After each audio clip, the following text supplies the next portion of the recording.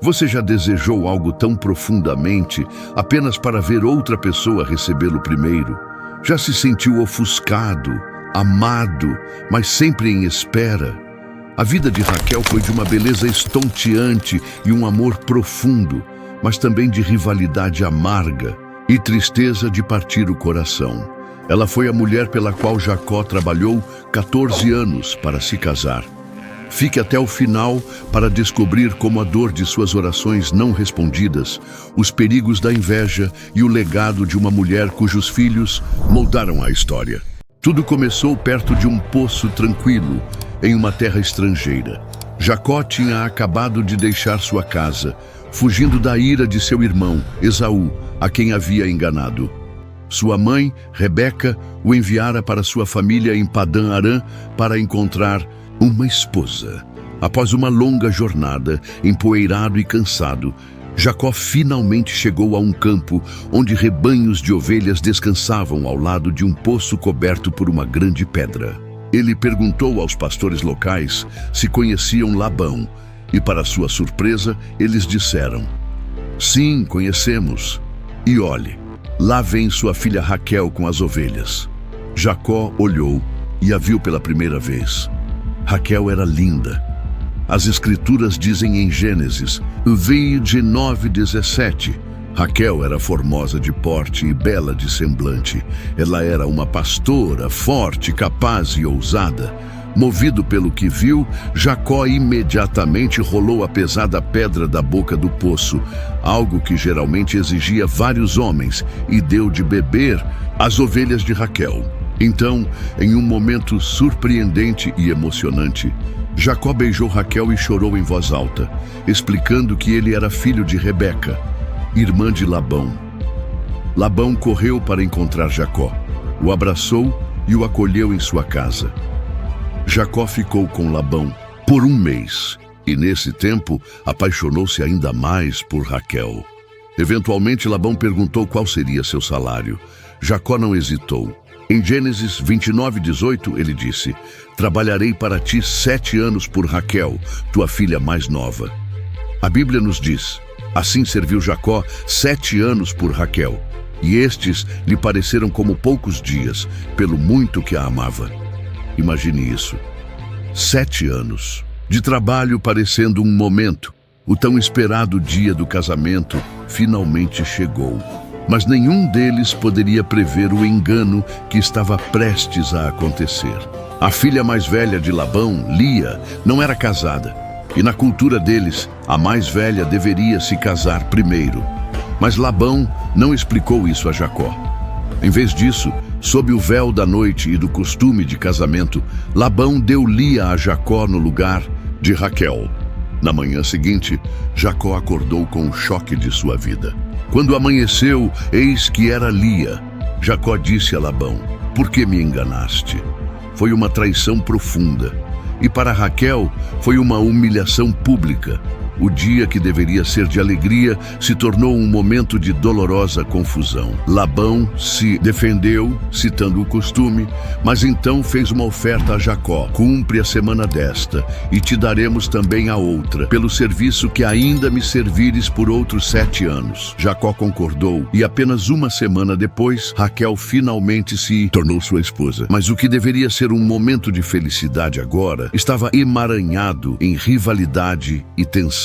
A partir daquele dia, Raquel não só teria que compartilhar um marido, mas também competir por seu tempo, atenção e legado. Embora Jacó amasse Raquel mais do que Lia, a Bíblia diz no versículo 31, "Vendo, pois, o Senhor que Lia era desprezada, abriu a sua madre. Porém, Raquel era estéril." A dor da espera começou. Raquel tinha o amor de seu marido, mas não a bênção dos filhos. Em uma época em que o valor de uma mulher estava frequentemente ligado à maternidade, Raquel carregava uma dor silenciosa e crescente. Enquanto isso, sua irmã Lia, que era desprezada por Jacó, começou a ter filhos um após o outro: Rúben, Simeão, Levi e Judá. Cada nascimento aprofundava a agonia de Raquel. Gênesis 30:1 diz: "Vendo Raquel que não dava filhos a Jacó, teve inveja de sua irmã e disse a Jacó: 'Dá-me filhos, senão morrerei.' Seu grito era desesperado, cru. A resposta de Jacó revelou sua própria frustração. Estou eu no lugar de Deus, que te impediu o fruto do teu ventre? Mas Raquel, como muitas nas Escrituras, tomou o assunto em suas próprias mãos. Ela deu sua serva Bila a Jacó como barriga de aluguel. Bila deu à luz 2 filhos, Dan e Naphtali. Raquel os nomeou, reivindicando as vitórias como suas. A rivalidade se intensificou. Lia, vendo a tática de Raquel, deu sua própria serva, Zilpa, a Jacó. Mais 2 filhos nasceram, Gade e Aser. Então, de forma inesperada, Lia voltou a ter filhos, Issacar, Zebulon e finalmente uma filha chamada Diná. Raquel permaneceu sem filhos durante todo esse tempo.